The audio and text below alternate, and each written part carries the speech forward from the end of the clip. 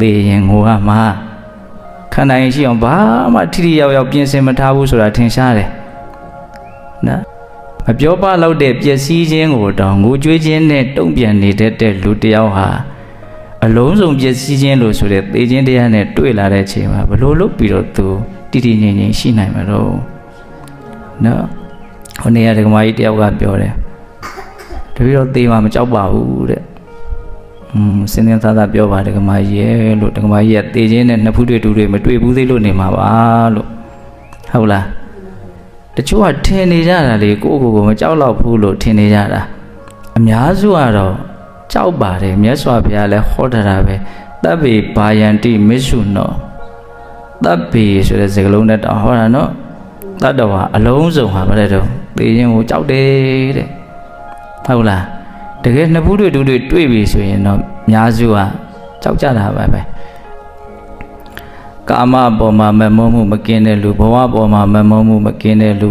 ကုလိုနေပြီးတော့အကုလိုများတဲ့လူသူတော်ကောင်းတရားရဲ့ပေါ်မှာတန်တရားမကင်းတဲ့လူဒီ၄ယောက်ဟာသေရမှာကြောက်ကိုကြောက်လိမ့်မယ်လို့ဘုရားဟောတယ်အဲ့ဒီဒေသနာစစ်တမ်းနဲ့စစ်ကြည့်မယ်ဆိုလို့ရှိရင်သေရမှာကြောက်မဲ့လူတွေကြီးပဲဆိုတာဖြေပေါ်လာတယ်ဟုတ်တယ်မို့လားကာမပေါ်မှာမမုန်းမှုကင်းလားကင်းမှုအာယုံလေးတွေမှာမဲ့နေရှိတယ်ဟုတ်လားဘဝပေါ်မှာမမုန်းမှုကင်းလားပိုးတောင်မကင်းဘူး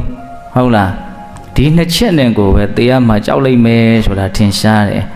ဟုတ်လားတကယ်လို့ကိုယ်ကကုသိုလ်တွေများမယ်သို့မဟုတ်သူတော်ကောင်းတရားရဲ့ပုံမှာတန်တရားကင်းအောင်ကျင့်ထားမယ်ဆိုရင်တော့လည်းပဲတမျိုးတစ်ပုံအဖြေထွက်မယ်ပေါ့နော်အဲ့ဒါပြောရင်တာပါတော့စိုးရင်ရလိမ့်မယ်ငိုရလိမ့်မယ်ဘဝရဲ့လို့ရလာပြီဆိုလို့ရှိရင်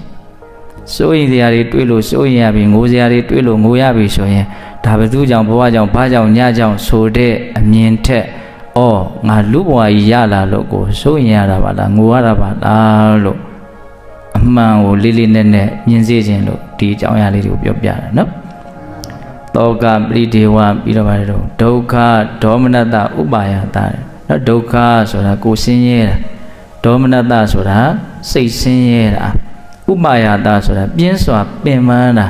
တချို့သတိမေ့သွားတက်သွားတယ်ခြေမတွေပါတွေလှမ်းချိုးနှာတွေပါတွေနှက်ဟုတ်လားတောကပရိဒေဝအာကြီးလုံးတဲ့အခါကျတော့စိတ်ကအယမ်းပင်ပန်းသွားတဲ့အခါတတိပါမဖြစ်သွားတော့မေ့သွားတာအဲ့ဒီလောက်ကြီးမားတဲ့အပူတွေဒုက္ခတွေဆင်းရဲတွေဘာကြောင့်ဖြစ်တယ်လို့မြတ်စွာဘုရားဟောတာတော့ဇာတိကြောင့်ဖြစ်တာတဲ့ဟုတ်လားဇာတိပစ္စယဇရာမရဏတောကပရိဒေဝဒုက္ခဒေါမနတုပါဒတံဘောတိဧဝမေတ္တကေဝလတဒုက္ခခန္ဓာတတမှုတွေရောဟောတိတဲ့နောက်ဆုံးချုပ်ပြလိုက်တယ်နော်တကယ်စဉ်းစားကြည့်မယ်ဉာဏ်နဲ့မြင်ကြည့်မယ်ဆိုရင်ဒီရုပ်တည်နေစဉ်ဆက်မပြတ်ဖြစ်နေတယ်ဆိုတာဘာချမ်းသာမှမရောရှက်တဲ့တသက်ဆင်းရဲဒုက္ခရဲ့အစုအပုံကြီးဖြစ်နေခြင်းများတာဖြစ်တယ်တဲ့ဧဝမေတ္တကေဝလတကေဝလဆိုတာတသက်ဘာမှမရောဘူးသီးသန့်လို့ပြောချင်တာဘာသီးသန့်လဲဒုက္ခခန္ဓာတဒုက္ခဆိုတာဆင်းရဲခန္ဓာဆိုတာအစုအဝေးဆင်းရဲအစုအဝေးကြီးတသက်ဖြစ်နေခြင်းပဲတဲ့ဘဝဖြစ်နေတယ်ဆိုတာတော့ကျတို့ကမမြင်ဘူးနော်မြတ်စွာဘုရားကတော့ဘယ်လောက်ထိမြင်ပြတော့မြင်ရတာလဲဆင်းရဲတယ်ကြားရတာလဲဆင်းရဲတယ်နမ်းရှူရတာလဲဆင်းရဲတယ်စားတောက်ရတာလဲဆင်းရဲတယ်တွေးထီရတာလဲဆင်းရဲတယ်တွေးကြံရတာလဲဆင်းရဲတယ်ဟုတ်လားလမ်းစုံလမ်းကွာလမ်းလေးကွာမှာကောက်လိုင်းတုံကြီးတထုံချထားတယ်အဲ့ဒါလူ6ယောက်ကတယောက်လင်တဘိုးတစ်ချောင်းစီကင်ပြီးတော့အဲ့ဒီကောက်လိုင်းတုံကြီးကိုလာပြီးတော့ရိုက်ကြတယ်တဲ့ကျတို့အညာဒီမှာနော်ရိုက်ဖတ်တုံးလို့ခေါ်တာပေါ့လေနော်ကောက်လိုင်းတုံးကိုစပားချွေပြီးလို့ရှင်တပစီလေးတွေမြန်နေမြန်ကြံနေအောင်မလားဆိုပြီးတော့ထဘိုးကြီးနဲ့ရိုက်တာရှိတယ်အဲ့ဒါဘုံငယ်ငယ်တော့ကအဲ့ဒါတွေကိုနည်းနည်းတောင်လုတ်ခဲ့ရသေးတယ်ဟုတ်လားအခုလည်းပဲလူ6ယောက်ကထဘိုးတစ်ယောက်တစ်ချောင်းကင်ပြီးတော့လမ်းစုံလမ်းကွာလမ်းလေးကွာမှာရှိတဲ့ကောက်လိုင်းတုံးကိုတယောက်တကယ်လေးရိုက်တယ်ဒီကောက်လိုင်းတုံးကဖုတ်ဖုတ်ကြည်နေပြီနော်လူ6ယောက်တယောက်တကယ်လဲရိုက်နေမှာတော့မကြည်ခံနိုင်ရိုးလားဟုတ်လားအဲ့ဒါကို9ယောက်မြောက်လူတယောက်က9ချောင်းမြောက်တဘိုးကင်ပြီးတော့နောက်ထပ်ပြီးတော့ရိုက်ပြန်နေတယ်ဒီကောက်လိုင်းတုံးကအတိုင်းထက်အလွန်ကြည်မွပျက်စီးရတယ်ဒါဘုရားပေးတဲ့ဥပမာပါနော်အဲ့ဒါလူဘဝဆိုတာအဲ့ဒါအဲ့ဒီကောက်လိုင်းတုံးနဲ့အတူတူပဲတဲ့ဘဝဆိုတာကောက်လိုင်းတုံးလေးပဲနော်လူ6ယောက်ကတဘိုးတယောက်တစ်ချောင်းကင်ပြီးတော့လာရိုက်တယ်ဆိုတာအာယုံ6ပါးကိုပြောတာအာယုံ6ပါးကျွတ်တို့လာရိုက်နေတာ မြင်ရတယ်ဆိုတာအရိုက်ခံရတာနာကျင်တယ်မျက်လုံးလေးတွေကအဲ့ဒါကြားတော့ပျက်စီးရောဟုတ်လားကြားရတယ်ဆိုတာအရိုက်ခံရတာအနံ့ရတယ်ဆိုတာအရိုက်ခံရတာအရသာကိုသိရတယ်ဆိုတာအရိုက်ခံရတာအတွေ့ထိရတယ်ဆိုတာအရိုက်ခံရတာအတွေးကြံနေဖြစ်နေတယ်ဆိုတာအရိုက်ခံရတာတဲ့ကျွတ်တော့အဲ့ဒီဒေသနာအဲ့လောက်လေးနေတဲ့ဒေသနာဘလို့နားလည်နိုင်မှာတော့ဘုံဘုံမြင်နားမလည်သေးဘူးအဲ့ဒါတရားအထုတ်မှပြီးပြီးဝါနားလည်မှာနော်ဩမြင်နေရတာဆင်းရဲတယ်ဖြစ်နေရတာကွာဆင်းရဲတယ်လို့သိဖို့ဆိုတာကဒီဝိပဿနာတရားယုံနာရဲ့အပေါ်မှာတတိနဲ့တတိချာချာစူးစိုက်ပြီးတော့ဆွဆွဲမြဲမြဲကြည့်မှဒီဖြစ်စဉ်ကြီးကအကောင်းမဟုတ်ပါလားဆိုတာကိုရိပ်မိနိုင်တာနော်ဒါကြောင့်ဒေသနာတွေကဒီဘာဝနာတရားကိုလေ့ကျင့်ခြင်းမရှိဘဲနဲ့တချို့ဒေသနာတွေကနားမလည်နိုင်ဘူးဘာဝနာတရားပွားများမှုမရှိဘဲနဲ့တရားနာယုံတတ်တတ်နဲ့တချို့ဒေသနာနားမလည်နိုင်ဘူးတချို့ဒေသနာနာယုံတတ်တတ်နဲ့နားလည်နိုင်တဲ့ဉာဏ်သက်ဝင်နိုင်တယ်တချို့ဒေသနာတွေကြတော့နားထောင်ယုံတတ်တတ်နဲ့တရားအထုတ်မှုမပါဘဲနဲ့ဘုရားဆိုလိုတဲ့အဓိပ္ပာယ်ကိုမှန်အောင်ရောက်အောင်မသိနိုင်ဘူးမမြင်နိုင်ဘူးအခုဒီလိုဒေသနာမျိုးသိနိုင်မလားမသိနိုင်ဘူးနော်မြင်ရတာကိုနာကျင်တယ်အရိုက်ခံရတာလို့ပြောတာကျွတ်တော့ပဲမြင်တော့မြင်ချင်းနေတာလေရိုက်ခံရတယ်လို့ဘယ်သိမလို့ဟုတ်လားအဲ့ဒါ9ယောက်မြောက်လူကလာပြီးတော့ထက်ရိုက်ပြန်တယ်ဆိုတာဘာပြောတာတော့ဘဝဆင်းရဲမှမသိတော့ဒီဆင်းရဲတဲ့ဘဝကြီးကိုပဲဆင်းရဲမှမသိတဲ့အခါကျတော့ဤမျိုးစုံနဲ့တွေ့တာတယ်မမောတယ်ဆွဲလန်းတယ်နန္ဒီရာကနှစ်သက်တယ်ဆွဲမဲ့တယ်ဆိုတဲ့လောဘကိုပြောတာအဲ့ဒါလောဘဖြစ်တယ်ဆိုတာ9ယောက်မြောက်နော်တဏှာဖြစ်တယ်ဆိုတာအဲ့ဒါ9ယောက်မြောက်လူဟာ9ချောင်းမြောက်တဘိုးနဲ့ထပ်ပြီးတော့ရိုက်တာဒါကြောင့်မြတ်စွာဘုရားဘဝကြီးကဆင်းရဲဖြစ်ပါလေနဲ့ဆင်းရဲတဲ့ဘဝကြီးကိုပဲဆင်းရဲမှမသိတဲ့အခါကျတော့နော်လူချင်းမမောပြီးတော့ဒီဘဝရာချောင်းကိုပဲကံသင်္ခါရတွေကိုထပ်ပြီးတော့လှုပ်ကြတယ်အဲ့ဒါလူမိုက်ပဲလို့ဘုရားဟောတယ်ဟုတ်လားအခုဒီမှာမြတ်စွာဘုရားသုံးသပ်ပြရနော်ပရိစ္ဆေသမုပ္ပါဒေသနာလူတိုင်းရတဲ့ပါဠိတော်လေးရဲ့တန်ဖိုးမြင်ဖို့ဘုံဘုံကရွတ်ပြတာပါဒါလူတိုင်းရဧဝမေတ္တကေဝလတ္တဒုက္ခခန္ဓတသမှုရိယောဟောတိနော်တက်ဆင်းရဲဒုက္ခတွေရဲ့အစုအပုံကြီးဖြစ်နေခြင်းများတာဖြစ်တယ်တဲ့အဲ့ဒါကိုလေဒီစောဘုရားကြီးကသူ့ရဲ့ပရိစ္ဆေသမုပ္ပါဒီပနီမှာလင်္ကာရေးတယ်အဲ့ဒီလင်္ကာတွေရအောင်ကျင့်တယ်ရမ်းကောင်းမှာနော်ဝတ္တန်တရားရှိမင်းစွာ၌သူငါကစဖြစ်သည်မြကတတ္တမဟုတ်ဓမ္မထုတ်သောနာယုံနှစ်သိအမြင်လင်းလော့အရင်အဝိဇ္ဇာထိုမှဖြာ၍ဇရာမရဏအဆုံးကြသည့်ဓမ္မအပြ12ပါးကိုဤကားလူပင်ဤလင်နှစ်ပဲအထင်လွဲလျက်တဝဲလီလီဝတ်နွယ်စီဤရှိလေသည်မြအနန္တကဒုက္ခဟူသည်မြူမြမကွအဆက်ဆက်လျင်တတ္တဒုက္ခဓမ္မရသည်ဘဝဤကိုဖြစ်ထုံးသည်တဲ့အဲ့ဒါပရိစ္ဆေသမုပ္ပါအနုလောမ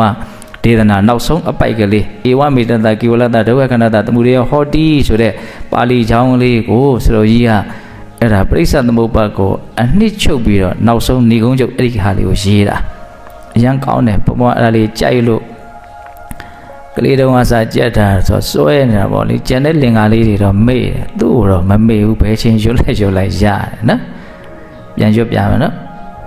ဝတ္တန်တရားရှိမင်းစွာ၌သူငါကစဖြစ်သည်မြကတတ္တမဟုတ်ဓမ္မထုတ်သောနာယုံနှစ်သိအမြင်လင်းလော့အလွန်ရှည်လျားတဲ့ဒီဖြစ်စဉ်ကြီးတန်တရားကြီးမှာတဲ့ဝတ္တန်တရားရှိမင်းစွာ၌သူငါကစဖြစ်သည်မြတို့ဘယ်သူပဲဖြစ်ပါနော်အဲ့ဒါတွေဟာတဲ့တတ္တမဟုတ်ဓမ္မထုတ်သောပုဂ္ဂိုလ်တ attva မဟုတ်ဘူးလို့ပြောတာနော်ဒီတဘာဝအစစ်မှန်ကိုပြောရမယ်ဆိုလို့ရှိရင်တတ္တမဟုတ်ဓမ္မထုတ်သောနာယုံနှစ်သိအမြင်လင်းတော့တဲ့နာနဲ့ရုပ်ပဲတဲ့ဟုတ်လားနာဆိုတာခံစားမှုပါတယ်မှတ်သားမှုပါတယ်စိတ်စောတုံ့ပြန်မှုပါတယ်သိမှုပါတယ်ဝေဒနာသင်ညာသင်္ခါရဝိညာဉ်ဟုတ်လားရုပ်ဆိုတာတော့ဖောက်ပြန်မှုအရှုအဝေးပေါ့ဟုတ်လားတတ္တမဟုတ်ဓမ္မထုတ်သောနာယုံနှစ်သိအမြင်လင်းလော့အရင်အဝိဇ္ဇာထိုမှဖြာ၍ဇရာမရဏအဆုံးကြသည့်ဓမ္မအပြ12ပါးကိုဟောပရိသတ်သမုပ္ပါကိုတခါလဲချုပ်တာနော်အဝိဇ္ဇာပြည့်စရာသင်္ခါရဆိုကြည့်အဲ့ဒါတရား12မျိုးကိုတွေ့ရလိမ့်မယ်အဝိဇ္ဇာပြည့်စရာသင်္ခါရသင်္ခါရပြည့်စရာဝိညာဏဝိညာဏပြည့်စရာနာမရူပနာမရူပပြည့်စရာတလာယရဏတလာယနာပြည့်စရာဖတ်တော်ဖတ်တာပြည့်စရာဝေဒနာဝေဒနာပြည့်စရာတဏ္ဏတဏ္ဏပြည့်စရာဥပါဒနာဥပါဒနာပစ္စယဘဝဘဝပစ္စယဇာတိဇာတိပစ္စယဇရာမရဏတောကပရိဒေဝဒုက္ခဒေါမနတုပါဒတမွန်တိအဲ့ဒါတော့တခုတည်းသွားတာနော်အင်္ဂါ12ပါးခေါ်တာဟုတ်လား နော်အရင်အဝိဇ္ဇာထိုမှဖြာ၍ဇရာမရဏအဆုံးကြသည့်ဓမ္မအပြား12ပါးကိုယုံနာ12မျိုးခွဲပြောလိုက်တာဖြစ်စဉ်အဲ့ဒါတွေပဲဖြစ်နေတာအဲ့ဒီဓမ္မအပြား12ပါးကိုတဲ့နော်အရင်အဝိဇ္ဇာထိုမှဖြာ၍ဇရာမရဏအဆုံးကြသည့်ဓမ္မအပြား12ပါးကိုဤကားလူပင်ဤလင်နှစ်ပဲအထင်လွဲလျက်တဝဲလီလီဝင့်ွယ်စီ၏တဘာဝတရားတွေကိုတဘာဝလို့မသိဘဲနဲ့အဲ့ဒါကိုလူလို့ထင်တယ်နတ်လို့ထင်တယ်အိဆန်းလို့ထင်တယ်ပုဂ္ဂိုလ်တ attva လို့ထင်တယ်ခုနတကားလေးမေးတယ်အဲ့ဒါပဲနော်နာမနံရုပ်ကိုသူနံရုပ်လို့မသိဘူးပုဂ္ဂိုလ်တ attva လို့ထင်တယ်လူလို့နတ်လို့ထင်တယ်အဲ့ဒါတက္ကာဒိဋ္ဌိခေါ်တာပါနော်ဓမ္မပြ12ပါးကိုဤကားလူပင်ဤလင်နှစ်ပဲအထင်လွဲလျက်တဝဲလီလီဝင့်ွယ်စီ၏ရှိလေသမျှအနန္တကတဝဲလီလီဝင့်ွယ်စီ၏တဲ့နော်တဝဲလီလီဝင့်ွယ်စီ၏ဆိုတာပြောရတော့နော်စင်ပြေးလိုက်မပြေးလိုက်စိတ်တိုင်းကြားလိုက်မကြားလိုက်နဲ့အဲ့ဒါလဲနေတာလဲနေတာနော်ဘဝတဘဝပြီးတဘဝလဲတာကြီးမြင်တတ်လို့မရဘူးတရပြီးတရလဲနေတာလဲမြင်ကြည့်လဲနေတာပဲဟုတ်တယ်မဟုတ်လားအဲ့လဲနာနဲ့စားနေကြစားလေးချက်ပြုတ်စားတော့နောက်တက်နေကြအိမ်စာလေးတက်သွားနေကြခီးလေးသွားဝင်နေကြအဝတ်လေးဝတ်ပြောနေကြစကားလေးပြောအိတ်နေကြအချင်းတော့အိတ်ဟုတ်လားထနေကြအချင်းတော့ထနော်အဲ့ဒီတည်းမှာဘာတွေပါသေးတော့စိတ်တိုင်းကြာတာတွေစိတ်တိုင်းမကြာတာတွေဟုတ်လားတကယ်တွေးကြည့်လို့ရှိရင်ဘာတွေတုံးဆိုလို့ရှိရင်ဒုက္ခတွေပါပဲဒါပေမဲ့ကျွတ်တော့မြင်ကိုမြင်မှုအဲ့ဒီဥစ္စာဟုတ်လားအဲ့ဒါကိုပြောတာနော်ဆိုတော့ကြီးကနော်ဤကားလူပင်ဤလင်နှစ်ပဲအထင်လွဲလျက်တဝဲလီလီဝင့်ွယ်စီ၏ဟိုလိုထင်ဒီလိုထင်အထင်မျိုးစုံထင်ရင်းနဲ့အချိန်ကုန်နေတာကိုပြောတာဟုတ်လားတဝဲလီလီဝင့်ွယ်စီ၏တဲ့ရှိလေသမျှအနန္တကကိုင်မဲ့ဘယ်ဘဝတွေဖြစ်တယ်ဘာဖြစ်တယ်ညာဖြစ်ပြောရင်ပြောဘာဖြစ်တယ်ပဲပြောရှိလေသမျှအနန္တကဒုက္ခဟူသည်မြူမြမကွက်အဆက်လျင်တတ်ဒုက္ခဓမ္မရသည်ဘဝဤကိုဖြစ်ထုံးတည်တယ်ဘယ်လောက်ကောင်းတော့နော်စာလုံးလေးတွေတလုံးမကြမ်းရွှေချထားတယ်ကောင်းနော်ဟုတ်လားအဲ့တော့ဒီနေရာမှာနော်ဘဝရဲ့ပုံမှာမြင်တဲ့အမြင်လေးတစ်ခုဏီကုန်းချုပ်လေးဘုံပြောမယ်အခုဒီဒေသနာတွေအခုဘုံပြောခဲ့တာပထမတက္ကာရသုတ်တံနော်တော့မှာပဲနေရွာမှာပဲနေဆင်းရဲခြင်းချမ်းသာခြင်းတွေဖြစ်လာပြီးတွေ့လာပြီးရှင်ဒါသူ့ကြောင့်ဒါငါကြောင့်လို့သိပြီးတော့ဆွဲယူထားပါနဲ့ဘဝရဲ့လို့ဖြစ်နေလို့ချမ်းသာခြင်းဆင်းရဲခြင်းဆိုတာတွေ့ရတာပါတကယ်လို့ဘဝတာဖြစ်မနေဘူးဆိုရင်ချမ်းသာခြင်းဆင်းရဲခြင်းကတွေ့တဲ့အကြောင်းမရှိပါဘူးလို့ဘုရားဥဒန်းကျူးတာအဲ့ဒါပြောခဲ့တယ်နော်အဲ့ဒီဒေသနာလေးကိုအားကောင်းအောင်ဗာပြောရတော့ပရိစ္ဆေသမုပ္ပါဒေသနာအနုလောမလေးကိုပြောကြည့်တာဟုတ်လားယုတ်တွေနဲ့နေဖြစ်နေတယ်ဘဝတွေဖြစ်နေတယ်ဆိုတော့ကောင်းတာတွေဖြစ်နေတာမဟုတ်ဘူးဆင်းရဲတာတွေဖြစ်နေတာလို့ပြောခဲ့တယ်အဲ့ဒါအခုဆက်ပြီးတော့ဘုံကဗာပြောရင်တာဆိုတော့ငါကြိုက်လို့ရအောင်ရှာထားလို့ရထားတယ်ဟောဒီဘဝထဲမှာငါမကြိုက်တဲ့ငါကြောက်တဲ့ဒုက္ခတွေအပြည့်ကိုရှိနေတယ်ဖယ်လို့ကိုမရဘူးဆိုတာကိုသိထားနော်အဲ့ဒါလေးကိုပြောရင်တာနော်ငါကြိုက်တဲ့ဘဝထဲမှာငါမကြိုက်တဲ့ဒုက္ခတွေအပြည့်ရှိတယ်အဲ့ဒါတွေကခွဲပြစ်လို့လဲထုတ်ပြစ်လို့လဲမရဘူးတစ်ခုတည်းတစ်လုံးတည်းပဲဟုတ်လားအဲ့တော့ငါကြိုက်လို့ရအောင်ရှာထားတဲ့ဘဝလို့ဘုံသုံးလိုက်တယ်နော်ခုဒီဘဝကြီးကကျွတ်တို့ကြိုက်လို့ကိုရအောင်ရှာထားတာရအောင်ကိုမနှဲလှုပ်ထားတာဟုတ်လားနော်ဘာလို့ကြိုက်တာတော့ဘဝကိုဒုက္ခမှမသိလို့ပေါ့နော်ဒုက္ခမှမသိတာအဝိဇ္ဇာနော်ကြိုက်တယ်ဆိုတာကတဏှာလောဘကြိုက်လို့ကိုရအောင်လုပ်တယ်ဆိုတာကကံသင်္ခါရဟုတ်ပြီနော်အဲ့တော့ငါကြိုက်လို့ရှားထားတဲ့ဘဝရထားတဲ့ဘဝနော်ဒါကံတရားတော့အသေးစိတ်စီမံထားတာပေါ့လေကိုယ့်ရဲ့ဘဝစိတ်ထားလေးတွေစေတနာလေးတွေအဲ့ဒါကံတရားခေါ်တယ်အဲ့ဒီကံတရားကကိုယ့်ဘဝဒီဘဝမှာရုပ်လှအောင်မလှအောင်ပြည့်စည်ဥစ္စာပေါ်များမှုရှိအောင်မရှိအောင်ဟုတ်လားပြည့်စည်ပေါ်တာတော့ဒီပိစုပန်ကံပေါ်မှာလည်းမူတည်ပါသေးတယ်အဲ့တော့အကြောင်းမျိုးမျိုးနဲ့တေချာတာတော့အတိတ်ဘဝပိစုပန်ဘဝကိုလှုပ်ထားတာပါပဲကိုယ့်ရဲ့လှုပ်ရက်နဲ့ဘုံတို့ဖန်တီးထားတယ်လို့ပြောရပါတော့ဒီဘဝလေးဟုတ်လားတော့ကြိုက်မကြိုက်တော့ဒါကိုလှုပ်ထားတာဟုတ်လားအဲ့ဒီကိုလှုပ်လို့ရထားတဲ့ဒီဘဝထဲမှာကိုမကြိုက်တဲ့အရာတွေရှိနေတယ်အဲ့ဒီဟာကခွဲထုတ်လို့လည်းမရဘူးတသားတည်းကိုဖြစ်နေတယ်ဆိုတော့မြင်ရမယ်ဟုတ်တာ အဲ့တော့ကိုမကြိုက်တဲ့အရာတွေကဘယ်အရာတွေတော့ကိုမကြိုက်တဲ့အရာလိုရင်းပဲဘုံဘုံပြောမယ်ဗျာကိုမကြိုက်ဆုံးအရာပြောရရင်မကြိုက်တာမှကြောက်လောက်အောင်ကိုမကြိုက်တာကိုမကြိုက်တဲ့အရာကိုကြောက်တဲ့အရာဘာတော့ဆိုရင်နာခြင်းသေခြင်းဟုတ်နော်နာခြင်းသေခြင်းကျန်တာတွေလည်းဘုံဘုံတို့နော်ကြောက်ပါတယ်ဗျာမကြိုက်ပါဘူးဆိုတာကျန်တာတွေကိုကြောက်ရတယ်ဆိုတာကတကယ်တမ်းကနာခြင်းသေခြင်းကိုဖြစ်စေတတ်လို့သာကြောက်ရတာနာခြင်းသေခြင်းကိုမဖြစ်စေတတ်ဘူးဆိုရင်ကျတို့ကြောက်ကိုမကြောက်ဘူးဟုတ်တယ်မဟုတ်လားကျတို့ခန္ဓာကိုယ်ကြီးကဘယ်သူနှိပ်စက်လို့မှလည်းမနာကျင်တတ်ဘူးဘယ်သူဖြစ်စည်းလို့မှလည်းမသေးတတ်ဘူးမပြတ်တတ်ဘူးဆိုကျတို့ဘာလို့ကြောက်မလို့ကျတို့ကြောက်နေရတယ်ဆိုတာကျတို့ရဲ့ဘဝကိုထိခိုက်အောင်ထိခိုက်တယ်ဆိုတာကနာကျင်မှုဖြစ်တာပျက်စီးမှုဖြစ်တာအဓိကဟုတ်လားတရားကိုကောက်ရင်ဒုက္ခဒေါမနတပဲကိုဆင်းရဲတာဒုက္ခခေါ်တယ်စိတ်ဆင်းရဲတာကိုဒေါမနတခေါ်တယ်အဲ့ဒီဒုက္ခဒေါမနတကိုဘုန်းတို့အကြောက်ဆုံးပဲဟုတ်လားဒီပြင်ဟာတွေကိုကြောက်တယ်ဆိုတာကဘယ်သူကြောက်တယ်ဘဝကြောက်တယ်ရာသီဥတုတန်းကြောက်တယ်ယောဂကြောက်တယ်ဘာကြောက်တယ်မဆုံးနိုင်အောင်ကြောက်တယ်ဆိုတာတွေကတကယ်တမ်းစဉ်းစားကြည့်ရင်အဲ့ဒီဒုက္ခဒေါမနတကိုဖြစ်စေတတ်လို့သာဘုန်းတို့ကြောက်ရတာဟုတ်တယ်မဟုတ်လားကျတို့ကြောက်တယ်နော်ကြောက်ပြီးဒီအဲ့ဒီကြောက်တဲ့အရာကြီးဒီထဲမှာရှိနေတယ်ဖယ်လို့ရမလားမရဘူးအမြဲတမ်းတက်တောင့်တက်တာနေလို့ရမယ်အမျိုးမဟုတ်ဘူးမသက်သာတဲ့သဘောနာကျင်ခံခတ်မှုပါရောရှက်နေတဲ့သဘောဘဝဆိုတာအခါမသိရင်အော်ရမယ်ဟေ့ရမယ်ညီးရမယ်ညူရမယ်ဘုန်းတို့ပြောနေရတာမွေလေးကောင်သဘောကောင်းလို့ညီမျှနေသေးလို့ဘုန်းတော်ခုတီတီငိမ့်ငိမ့်ပြုံးပြုံးရွှင်ရွှင်လေးနေနိုင်တာမွေလေးကောင်သဘောမကောင်းလို့ကြိုက်ပြီးဟေးမညီမျှတော့ဘူးဟေးဆိုတာနဲ့ဘုန်းတို့အဲ့ဒါလူလိမ့်နေရတဲ့အဆင့်ကိုလည်းရောက်သွားနိုင်တာပဲမွေလေးကောင်ဆိုတာမပြောရတော့ဓာတ်ကြီးလေးပါနော်အဲ့တော့ဘုန်းတို့ရဲ့ဘဝမှာဘုန်းတို့မကြိုက်တဲ့အရာတွေဘုန်းတို့ကြောက်တဲ့အရာတွေရှိနေတယ်ပါတော့ဒုက္ခဒေါမနတတဏှာဖြင့်နာခြင်းသေခြင်းအိုခြင်းတော့စကားတဲ့ထဲမပြောတော့ဘူးအိုခြင်းလည်းကြောက်တာပဲဒါလှခြင်းတဲ့လူကကြောက်တာပေါ့မလှခြင်းတဲ့လူရဲ့လို့လည်းမရှိဘူးလေအဲ့တော့သူ့လည်းကြောက်တာပါပဲဒါပဲဒီသူနှိပ်စက်တာကနာခြင်းသေခြင်းနှိပ်စက်တာလောက်မပြင်းထန်ဘူးလို့ဘုံဘုံကထင်လို့မပြောတာနောက်တော့ဘုံဘုံတို့ကြောက်တဲ့အရာတစ်ခုရှိသေးတယ်အဲ့ဒါလည်းတော်တော်ကြောက်တယ်အဲ့ဒါပေါင်းဆိုကိုချစ်တဲ့လူတွေနဲ့ခွဲရမယ့်ကိစ္စကိုအသေးလည်းကြောက်တယ်ဟုတ်တယ်မဟုတ်လားစိတ်ကူးနဲ့တောင်ခွဲရဘူးနော်ဘုန်းကြီးကမြန်ပြောလိုက်မှဆိုဩတိတ်မရှိနမိတ်မရှိကြားရတာစိတ်တောင်ဆင်းရဲသွားမယ်နော်မိသားစုဝင်တွေကတဝက်လောက်ပဲ့ကြည့်ပါလားဆိုဘလူတွေမြန်ပြောလိုက်တာတော့စိတ်ထဲမှာတောင်နာသွားနိုင်တယ်နော်ဘာဖြစ်တာလဲကြောက်လို့သာကြောက်တာတေချာပေါက်ဘာလို့ကြားမလို့ခွဲကြမှာဟုတ်လား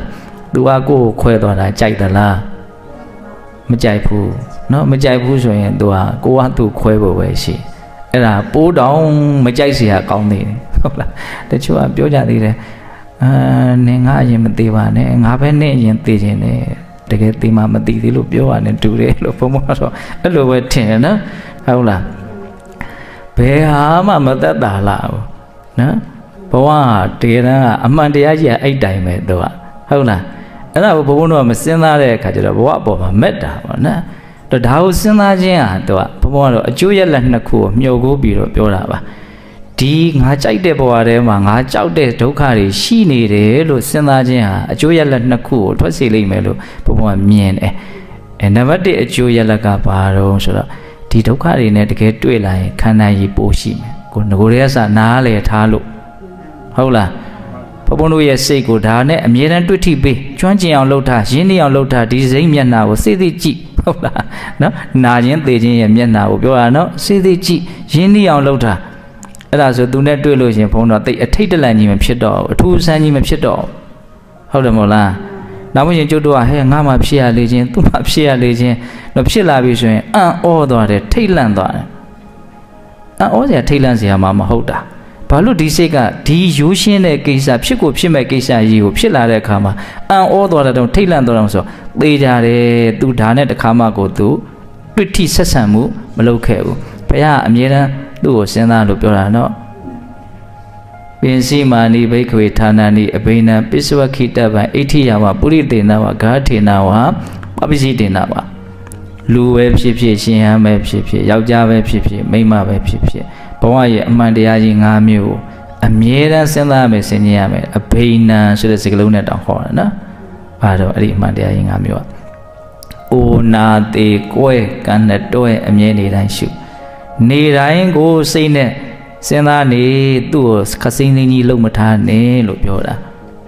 ဟုတ်လားဒါကြောင့်ဘဝရဲ့ကိုမကြိုက်တဲ့အချက်တွေကိုကြောက်တဲ့အချက်တွေအပြည့်ရှိနေတယ်ဆိုတဲ့အမှန်တရားကိုစဉ်းစားခြင်းဟာအဲ့ဒီကိုမကြိုက်တဲ့အရာကြီးဖြစ်လာပါပြီဟေ့ဆိုတဲ့အချိန်မှာဘုန်းဘုန်းတို့မှာတတ်တာခွင့်ရဒီအချက်ကိုလည်းဘုန်းဘုန်းကမျှော်ကိုပြီးတော့ပြောတာနောက်တစ်ချက်ကတော့နည်းနည်းရည်ရွယ်ချက်ကနည်းနည်းမြင့်တယ်အဲ့ဒါဘာလို့ဆိုတော့ဘဝရဲ့ပုံမှာမမောမှုနည်းသွားဖို့ဟုတ်လားဘဝရဲ့ပုံမှာမမောမှုကအခုကကျွတ်တော့ယာနှုံးပြည့်နော်ဒင်းချမ်းခတ်နေအောင်ကိုဖြစ်နေတာနော်ရစ်ပတ်နှောင်ဖွဲ့ပြီးတော့ဒီဟာနဲ့ပဲအမြဲတမ်းနေနေတာ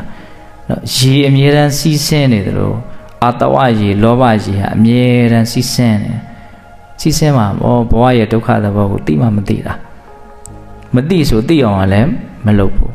သိအောင်လုပ်တယ်ဆိုတာသတိပဋ္ဌာန်တရားပွားတာကိုပြောတာတကယ်သိသွားတယ်ဆိုတာအဲ့ဒါအရိယာမဲ့ညာဖို့ညာကိုရတာကိုပြောတာဘဝကိုဒုက္ခလို့အဲ့ဒါသိလို့ရှင်အရိယာဖြစ်မှာကိုကျွတ်တို့ကပုထုဇဉ်ဘဝနဲ့နေရတယ်ဆိုတာအဲ့ဒါဘဝကိုဒုက္ခလို့တကယ်မသိသေးလို့ကျွတ်တို့သိတဲ့အတိကအနုဘောဓညာလောက်နဲ့ပဲသိတဲ့အတိပဲရှိတာ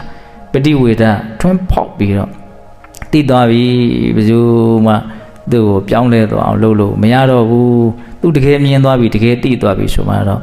သူ့စိတ်ထဲမှာဆုံးဖြတ်ချက်ကမဖြစ်သွားပြီတော့ခိုင်မာသွားပြီနော်အဲ့ဒီအခြေအနေကိုဘလို့မရောက်တာတော့သိအောင်မလုပ်လို့သိအောင်မလုပ်ဘူးဆိုတာမပြောရတော့တတိပဋ္ဌာန်တရားကိုမပွားဘူးတတိကင်းပြီးတော့ခပ်ပေါ်ပေါ်ပဲနေကြတော့နော်ခပ်ပေါ်ပေါ်နေတဲ့နီးနဲ့ဒီလေးနဲ့တဲ့အမှန်တရားကိုမသိနိုင်ဘူးအမှန်တရားကိုမသိဘူးဆိုရင်လည်းပဲဘဝပေါ်မှာရစ်ပတ်နှောင်ဖွဲ့မှုကအကြီးကျယ်လာမှာပဲလာပြီဆိုရင်ဘဝဖြစ်မှာပဲဟောဘဝဖြစ်ပြီဆိုရင်ဆိုတော့ကျွတ်တို့ကြောက်ပါတယ်ဆိုတဲ့ဒုက္ခနဲ့တခါတည်းတွဲပါပြီးသားပဲသူကဒီသဘောလေးကိုမြင်ထားမှာနော်တကယ်တမ်းဘုရားပွင့်လာတယ်ဆိုတာဘဝရဲ့ဒုက္ခသစ္စာသဘောကိုပိုင်းခြားပြီးတော့သိအောင်ပြောပြဖို့ဘုရားပွင့်လာတာဘဝရဲ့ဒုက္ခသစ္စာသဘောကိုပိုင်းခြားပြီးတော့သိမှဘဝရဲ့ပုံမှာမမောမှုအစဉ်စဉ်ငြိမ်းမှမမောမှုအစဉ်စဉ်ငြိမ်းမှအငြိမ့်တဲ့နိဗ္ဗာန်ကိုဆက်ရောက်နိုင်မှာအဲ့ဒီနိဗ္ဗာန်ကိုဆက်ရောက်နိုင်ဖို့အတွက်နိလန်းကောင်းကိုပေးဖို့အတွက်ဘုရားပွင့်လာတာပဲတကယ်တမ်းကဟုတ်တယ်မဟုတ်လားအခုအဲ့ဒါကိုပြောနေတာနော်ဘုန်းကြီးကဟုတ်လားအဲ့တော့ဘဝရဲ့ဆင်းရဲတဲ့သဘာဝတွေငါမကြိုက်တဲ့အရာတွေငါကြောက်တဲ့အရာတွေအပြစ်ကိုရှိနေတယ်ဖယ်ထုတ်လို့လည်းမရဘူးဆိုတဲ့ဒီအမှန်တရားကိုကြိမ်ဖန်များစွာစဉ်းစားခြင်းဆင်ခြင်ခြင်းဟာအဲ့ဒီဒုက္ခတွေနဲ့တွေ့လာတဲ့အခါမှာလည်းစိတ်ကိုတတ်တာရစေမယ်တိအချက်ဘဝရဲ့အပေါ်မှာတွေ့တာမမောမှုတွေလည်းနည်းသွားနိုင်တယ်နှစ်အချက်ဒါအကျိုးတူနှစ်မျိုးဆိုတာဒါကိုပြောတာနော်အဲ့ဒါကိုရည်ရွယ်ပြီးတော့အခုဘုံဘုံကပြောပြတာနော်ကိုကြိုက်လို့ရအောင်ရှာထားတဲ့ဘဝထဲမှာကိုမကြိုက်တဲ့ကိုကြောက်တဲ့ဒုက္ခတွေရှိနေတယ်ဖြစ်ဖြစ်လို့မရအောင်အဲ့ဒါဘယ်လိုမလို့စဉ်းစားထားဟုတ်လားအဲ့တော့ကိုမကြိုက်တဲ့ဒုက္ခတွေကိုတွေ့တာဘာလို့တွေ့ရတာတုံးလို့မင်းနော်ကိုဓာကြီးကိုကြိုက်မိလို့ပေါ့ဆိုတဲ့အဖြေကိုလည်းတခါတည်းယာပြီးသားဖြစ်သွားတာနော်ဟုတ်တယ်မဟုတ်လားဒါကိုလည်းမြင်စေချင်တာဘာလို့သေရတာတုံးဆိုတော့သေမဲ့ဟာကြီးကြိုက်မိလို့သေရတာပေါ့ဘာလို့ယောဂတွေဖြစ်အောင်ဆိုတော့ယောဂဖြစ်မဲ့ဟာကြီးကိုကြိုက်လို့ယောဂဖြစ်မဲ့ဟာကြီးကရအဲ့တော့ယောဂဖြစ်ပြီဒါပဲလေဘာကြောင့်ညာကြောင့်ယောဂဖြစ်တယ်ဆိုတဲ့အပေါ်ရအကြောင်းတွေကိုသိစိတ်ဝင်စားဘူးဘုံဘုံကဟုတ်လားဘာပြောချင်တော့ဆိုတော့တော့ရွှေချင်းဆိုတော့ကြီးပြောတာရှိတယ်ခွေးတကောင်ကိုခဲနဲ့ထုလိုက်ရင်အဲ့ဒီခွေးကအဲ့ဒီခဲပဲပြေးကြိုက်တာတဲ့ချင်းသေးတကောင်ခဲနဲ့ပြစ်လိုက်မှဆိုရင်ချင်းသေးကအဲ့ဒီခဲကိုစိတ်ဝင်စားဘူးဒီခဲဘယ်သူပြစ်တယ်လဲဘယ်ကလာတယ်လဲဒါပဲစိတ်ဝင်စားတယ်ဟာကောင်းနော်ဥမာကိုကျွတ်တို့ကဒုက္ခဖြစ်ပြီဆိုရင်ဒီဒုက္ခကိုကုစားဖို့လောက်ပဲကျွတ်တို့ကစဉ်းစားတာဒီဒုက္ခဘာကြောင့်ဖြစ်တယ်လဲဆိုတဲ့အရင်အမြစ်ကိုဘုံတို့ဖြည့်ရှင်းဖို့ညာအဲ့ဒီထိအသွားဥမာထမင်းစားပြီဆိုကျွတ်တို့ကထမင်းစားတဲ့နီးနဲ့ပဲဖြည့်ရှင်းမယ်ရေစားပြီဆိုရင်ရေတိုက်တဲ့နီးနဲ့ပဲဖြည့်ရှင်းမယ်နေမကောင်းဘူးဆိုရင်ဆေးကန်းသွားတဲ့နီးနဲ့ပဲဖြည့်ရှင်းမယ်ထမင်းစားတဲ့ဒီခန္ဓာကြီးကိုပြဿနာကြီးတစ်ခါစားလို့လည်းမပြီးနောက်တစ်ခါထပ်စားနောက်တစ်ခါထပ်စားလည်းမပြီးဟောကျွတ်တို့ကဘဝမရအောင်လုပ်မယ်ဆိုတဲ့အရင်အမြစ်ကိုရှင်းဒုက္ခရဲ့အရင်အမြစ်ကိုရှင်းတဲ့ထိစိတ်ကမသွားဘူးအပေါ်ရန်လောက်ပဲသူကရှင်းနေတာဟုတ်လားကျမ်းမာရေးမကောင်းရင်ကျမ်းမာရေးကောင်းလုပ်မယ်ပေါ့ဟောမလုပ်ရဘူးလို့ဆိုလိုတာမဟုတ်ဘူးအတွေးကအဲ့ဒီထိမြင်ရမှာဒ ဒါကြီးကဘယ်တော့မှကုလို့ပြီးနိုင်တဲ့အရာကြီးမဟုတ်ဘူးပြီးတော့ဒီတိုင်းပဲကုမရဘဲနဲ့သိမှာပဲလေနောက်ထပ်ယောဂဖြစ်တဲ့ဘဝတစ်ခုထပ်ရမှာအဲ့ကြောင့်လည်းထပ်ကုပေါ့ဒါအစဉ်ပြေတုံးလေးကျွတ်တို့ကပြုံးပြုံးရွှင်ရွှင်ပြောနိုင်တာပြီးရင်အစဉ်မပြေတာလာမှာနော်ဒါကောင်းကောင်းကိုမျှော်လင့်တာဟုတ်လားဒါဘာပြောနေတော့ဘုန်းကြီးကဒုက္ခရဲ့တကယ်အရင်အမြစ်ကိုဖြေရှင်းနိုင်မှုလို့တယ်အဲ့တော့ဒုက္ခရဲ့အရင်အမြစ်ကိုဖြေရှင်းခြင်းနဲ့ဆိုလို့ရှိရင်ဒုက္ခဘာကြောင့်ဖြစ်တယ်လဲဆိုတဲ့အကြောင်းတရားကိုရှားတဲ့နေရာမှာမှန်ကန်ဖို့လိုတယ်အခုဒီနေ့ပြောသွားတဲ့စကားလုံးတွေအားလုံးမှာရည်ရွယ်ချက်ကသိမ့်မများဘူးနည်းနည်းပဲဘဝဖြစ်ရင်ဒုက္ခဖြစ်မယ်ဘဝချုပ်မှဒုက္ခချုပ်မယ်ဒါပြောတာဘဝမချုပ်သမျှဘယ်တော့မှဒုက္ခမချုပ်ဘူးဘာလို့နေလဲဟုတ်လားဒီသဘောကိုပြောတာနော်အဲ့လိုဆိုရင်ဘဝချုပ်ခြင်းနဲ့ဆိုရင်ဘဝရဲ့အပြစ်ကိုမြင်အောင်လုပ်ဘာဖြစ်လို့ဘဝရဲ့အပြစ်ကိုမြင်အောင်လုပ်ဆိုတော့ဘဝရဲ့အပြစ်ကိုမြင်မှဘဝရဲ့ပုံမှာမမောမှုကကင်းမှာဒီသဘောကိုပြောတာနော်ဘဝမမောမှုရှိနေအဲ့ဒါဘဝဆက်ဖြစ်မှာပဲမမောမှုချုပ်မှဘဝလည်းချုပ်မှာဘဝချုပ်မှလည်းဒုက္ခချုပ်မှာဒါကြောင့်မြတ်စွာဘုရားရဲ့ဒေသနာအများစုဘုရားဟောတာတွေဘုအများကြီးလေ့လာတယ်နော်ယောဘိခွေရူပတဥပါရောထိတိဘိနိဗ္ဗတိပါတုဘောဒုက္ခသေတဥပါရောရောဂနဲ့ထိတိဇရာမရဏတပါတုပါဩတဲ့ဒီရုပ်အစုကြီးဖြစ်လာတယ်ဆိုတာဒုက္ခဖြစ်လာတာဒါကြီးတီးနေတယ်ဆိုတာယောဂတွေတီးနေတာဒါကြီးထင်ရှားဖြစ်နေတယ်ဆိုတာဇရာမရဏထင်ရှားဖြစ်နေခြင်းပဲအဲ့လိုဟောတာနော်မြတ်စွာဘုရားနော်ဘဝဖြစ်တယ်ဆိုတာဒုက္ခဖြစ်တာဘဝတီးနေတယ်ဆိုတာယောဂကြီးတီးနေတာကောင်းတာကြီးတီးနေတာမဟုတ်နော်ဘဝထင်ရှားဖြစ်နေတယ်ဆိုတာအဲ့ဒါဇရာမရဏထင်ရှားဖြစ်နေတဲ့သဘောလို့အဲ့လိုမြတ်စွာဘုရားဟောတာအဲ့ဒါကြောင့်မလို့ယောဘိခဝေရူပံအဘိနန္တိဒုက္ခံသောအဘိနန္တိယောဒုက္ခံအဘိနန္တိအပရိမုတ်တော်သောဒုက္ခသမတိဝရမိဒုက္ခဖြစ်နေတဲ့ဒီဘဝကိုနှစ်သက်တဲ့ပုဂ္ဂိုလ်ဟာအဲ့ဒါဒုက္ခကိုနှစ်သက်တာနဲ့အတူတူပဲဒုက္ခကိုနှစ်သက်တဲ့သူဟာဒုက္ခကမလွတ်မြောက်နိုင်ဘူးလို့ငါဆိုတယ်တဲ့နော်ဒီလိုဒေသနာလေးတွေအလွတ်ရအောင်ကြက်တာနော်အဲ့လောက်ထိတရားတရားကောင်းဖို့မလွယ်ဘူးနဲ့တူတယ်နော်ပါဠိတွေကြက်ဖွာတော့ဘုန်းကြီးရဲ့ဘယ်လိုလုပ်လွယ်ပါမလို့အများပါဘူးယောဘိခဝေရူပံအဘိနန္တိဒုက္ခံသောအဘိနန္တိယောဒုက္ခံအဘိနန္တိအပရိမုတ်တော်သောဒုက္ခသမတိဝရမိဒါပဲရုပ်ကိုနှစ်သက်သူသည်ဒုက္ခကိုနှစ်သက်သူမြည်ဒုက္ခကိုနှစ်သက်သူသည်ဒုက္ခကမလွတ်နိုင်ဟုငါဆို၏အခက်တည်းအောင်ခဲနော်ဒါမျိုးလေးတွေကိုစဉ်းစားရတာရွတ်ဆိုရတာလေးနဲ့တဲ့အတွေးအမြင်တွေကိုဖြစ်စေတယ်ဟုတ်လားအဲ့တော့ဒီဒေသနာလေးတွေကိုဘာလို့ဘုံဘုံကရွတ်ပြအောင်ဆိုတော့ခုနကဘုံဘုံပြောတဲ့စကားတွေကိုဒါတွေဟာဒေသနာနဲ့အညီဘုံကြီးကပြောနေတာဆိုတာလေးကိုယုံကြည်မှုနော်ခိုင်မြဲစေခြင်းလို့ပြောပြတာနော်ဘဝမချုပ်သမျှဒုက္ခမချုပ်ဘူးဟုတ်လားအဘောရန်ချုပ်တယ်လို့ထင်နေလဲအဲ့ဒါကိုယ့်ရဲ့မိုင်မဲမှုတတ်ပဲအချုပ်ဘူးရဲ့ဟုတ်လားလောဘမချုပ်သမျှလည်းဘဝကမချုပ်ဘူးဟုတ်ပြီနော်လောဘဖြစ်ရင်ဘဝဖြစ်မယ်ဘဝဖြစ်ရင်ဒုက္ခဖြစ်မယ်ဒါကြောင့်အရင်အမြစ်ကိုဖြည့်ရှင်းခြင်းနဲ့စိတ်ကလေးဖြည့်ရှင်းတတ်တဲ့